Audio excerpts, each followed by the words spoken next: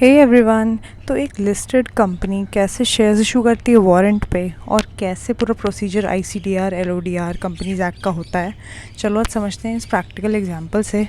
तो ये कंपनी है, इट्स अ लिस्टेड कंपनी। सबसे पहले आपको एज अ लिस्टेड कंपनी कुछ भी आप कर रहे हैं या करने से पहले होने के बाद स्टॉक एक्सचेंज को इंटीमेट करना होता है। तो ये एक लेटर भेजा जाता है स्टॉक एक्सचेंज को अंडर द रेगुलेशन एलओडीआर की जो है 30। एलओडीआर पढ़ा होगा तो पता होगा, रेगुलेशन 30 में आपको डिस्क्लोज करनी होती है चीज़ें। क्या हो रहा है यहाँ पे, पोस्टल बैलेट के थ्रू एक मीटिंग होगी जिसमें हमें शेयर होल्डर्स का अप्रूवल चाहिए रिमोट ई वोटिंग के थ्रू, ठीक है। और ये सारी डिटेल्स कि कब क्या कमेंस होगा। अब आते हैं पॉइंट पे, notice of postal ballot through e voting. अब उस नोटिस में होगा क्या उसके बारे में बात करते हैं। पहले तो ये सारी आपको चीज़ें बतानी होती क्या क्या रेगुलेशंस एप्लीकेबल हैं आपके ऊपर, ये पूरा डिटेल्स होंगी। अब करना क्या है, seeking approval of shareholders of this company to append the following। किस चीज़ के बारे में है, ये सारी तो एक्स्ट्रा चीज़ें हैं, ब्ला ब्ला ब्ला, नॉट इम्पॉर्टेंट। इसको चाहो तो पॉज करके रीड कर सकते हो, बट ये है हमारा स्पेशल बिजनेस। अब इस पर होंगी दो चीज़ें हैं, इसमें दो चीज़ों पे वोटिंग करनी होगी। पहले तो increase in authorise share capital consequently alteration in the MOA and AOA clause. तो आर्टिकल्स नहीं, एक्चुअली एमओए में जो नेम क्लॉज होता है, not name the capital clause, क्योंकि हम ऑथराइज शेयर कैपिटल इंक्रीज़ कर रहे हैं। तो ये रहा उसका रेजोल्यूशन, और अकॉर्डिंगली हमें मेमोरेंडम को भी ऑल्टर करना पड़ेगा। तो according to this regulation person to so and so authorise share capital भी increase from this to this. Pause करके रीड कर सकते हो। Resolve for that the MOA of the company the capital clause that is clause number 5 shall be substituted with the following clause. अब इससे हमें substitute करना है एग्जिस्टिंग क्लॉज। हो सकता है एग्जिस्टिंग क्लॉज में 20 लाख लिखा होगा, 20 लाख नहीं, पहले कितना था 9 लाख, हाँ 90 लाख, सॉरी 90 लाख की शेयर कैपिटल थी, अब उसे 20 लाख का करना है, तो यहाँ पे ऑल्टर कर दिया जाएगा। And any of the directors yes is authorise to file the desired forms and do the necessary activities. Item number 2 जो इंपॉर्टेंट है, जिसके ऊपर ये वीडियो है actually, issuance of up to 80,52,000 fully convertible warrants. हम ऐसे कुछ वारंट्स इशू कर रहे हैं जो कि फुल्ली कन्वर्टेबल है, ठीक है, to the persons who are non promoter category. मतलब हमारे इसमें प्रोमोटर्स इन्वॉल्व नहीं है, प्रमोटर्स को हम कुछ भी इशू नहीं कर रहे हैं, हम इशू कर रहे हैं नॉन प्रमोटर्स को। कोई भी सिक्योरिटी जब आप इशू करते हैं, यहाँ पे आप वारंट्स इशू कर रहे हैं, कोई भी सिक्योरिटी इशू करते हैं, पर्पस यही होता है पैसे रेज करना, फंड्स रेज करना। तो यहाँ पे आप किसको इशू कर रहे हैं, नॉन प्रमोटर कैटेगरी को, प्रेफरेंशियल बेसिस। प्रेफरेंशियल बेसिस का मतलब होता है प्रेफरेंशियल इशू, प्रेफरेंशियल अलॉटमेंट। हमने कुछ स्पेसिफाई कर लिया है नंबर ऑफ़ लोग, लेकिन जो कि 200 से कम होने चाहिए इन 1 फाइनेंशियल ईयर। तो हमने हो सकता है 120 इंडिविजुअल्स या एचयूएफ जो भी हैं पर्सनस को हमने आइडेंटिफाई कर लिया, और हम उनसे प्राइवेटली पैसे उठा रहे हैं। हाँ, ये एक लिस्टेड कंपनी है, पब्लिक इशू भी ला सकती है, बट ये वो नहीं कर रही है, हम प्रेफरेंशियली कर रहे हैं, बिकॉज उसमें लेस कंप्लाइंसेस होते हैं कंपेयर टू पब्लिक को इशू करने में, ठीक है। ऑलरेडी ये लिस्टेड कंपनी, ऑलरेडी इसके शेयर्स ट्रेड हो रहे होंगे मार्केट में। आगे बढ़ते हैं, रिजॉल्व दैट। अब ये स्पेशल रेजोल्यूशन के थ्रू पास करवाना है शेयर होल्डर्स को, ठीक है। रिजॉल्व दैट सो एंड सो, इतनी सारी रेगुलेशंस लगने के बाद ब्ला ब्ला ब्ला, पॉइंट पे आते हैं। Company be and hereby accorded the consent of members of the company is accorded to create offer issue allot on preferential basis 80,62,000 convertible fully convertible warrants, ठीक है, to the warrant holder to subscribe to the equity share capital in the non-promoter category at this 135। मतलब एक warrant का value है 135 rupees का, ठीक है।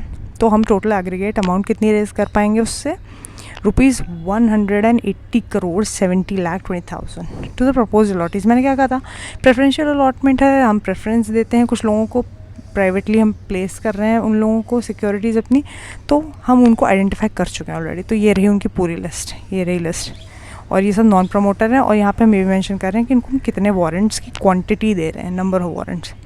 इसको, ये हमारे लिए इंपॉर्टेंट नहीं है, बट ये स्टॉक होल्डर शेयर होल्डर्स के लिए इंपॉर्टेंट है, स्टेक होल्डर्स के लिए इंपॉर्टेंट है। तो ये लिस्ट आपको पूरी की पूरी दिखानी होती है। टोटल इतने।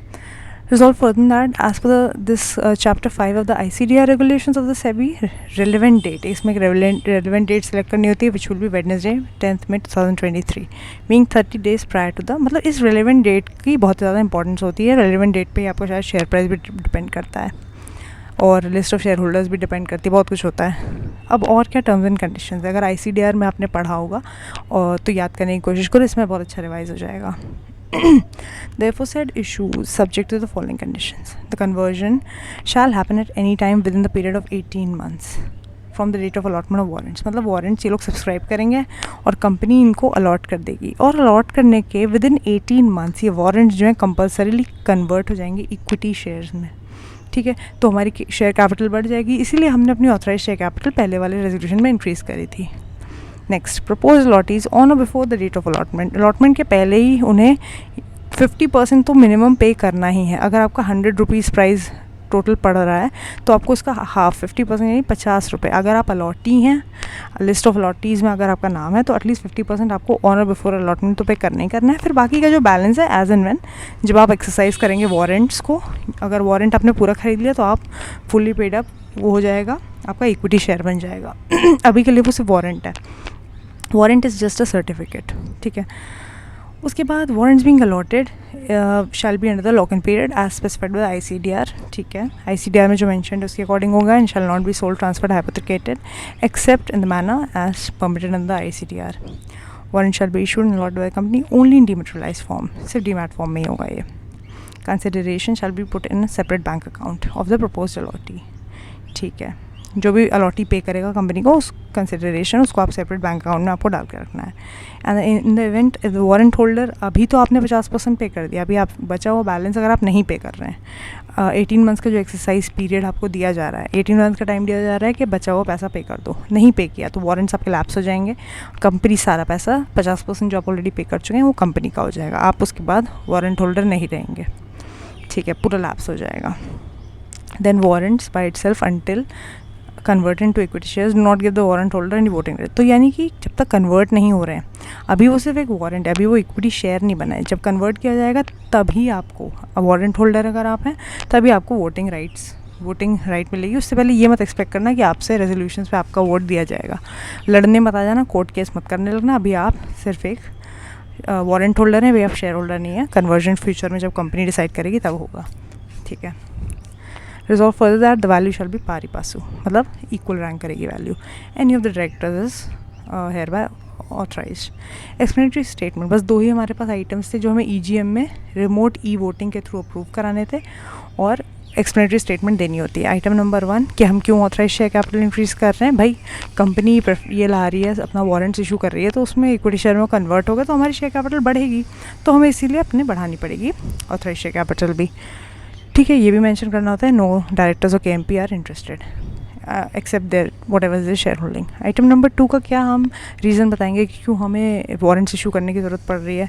वेल, ऑब्वियस आंसर इसका तो वही जो मैंने तुम लोग को बताया था यहाँ पे. ये इम्पोर्टेंट नहीं है, इसको चाहो तो रीड कर सकते हो. बेसिकली इसमें ये बताया जा रहा है कि कुछ एक्वायरर्स थे, उन्होंने ओपन ऑफ़र दिया था. इसकी ज़रूरत नहीं है. हाँ, अब ऑब्जेक्ट्स देखते हैं, इस इशू के ऑब्जेक्ट्स क्या है जो मेन पॉइंट है. वर्किंग कैपिटल रिक्वायरमेंट, कंपनी को वर्किंग कैपिटल की ज़रूरत थी इसलिए उन्होंने किया. एंड कुछ एक्सपेंसेस और मीट करने थे हमें. ठीक है, मेन ऑब्जेक्टिव जो है हमारे यही रहेगा. Utilisation of the funds utilise कैसे होंगे, इन 2 चीज़ों में ही होंगे. And latest by January 2025 utilise हो जाएंगे फंड्स, और ये हमारा एस्टिमेटेड अमाउंट है. ठीक है, अब कंपनी चीटिंग तो नहीं कर रही है, कंपनी सही से फंड्स यूटिलाइज कर रही है कि नहीं, ये कौन चेक करेगा.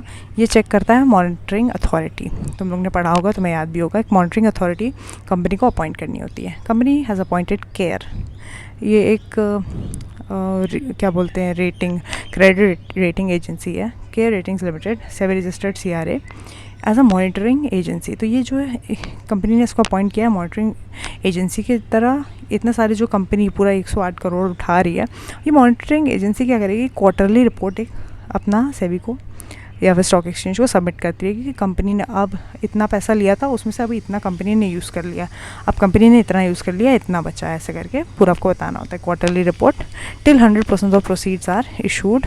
100% जो इशू करे गए हैं, जो यूज़ उठाए गए हैं पैसे, 100% जब तक यूज़ नहीं हो जाते. ठीक है, 45 days from the end of quarter ऐसी रिपोर्ट ये मॉनिटरिंग अथॉरिटी डालती रहेगी, मॉनिटरिंग एजेंसी. ठीक है, मैक्सिमम तो इतना ही है.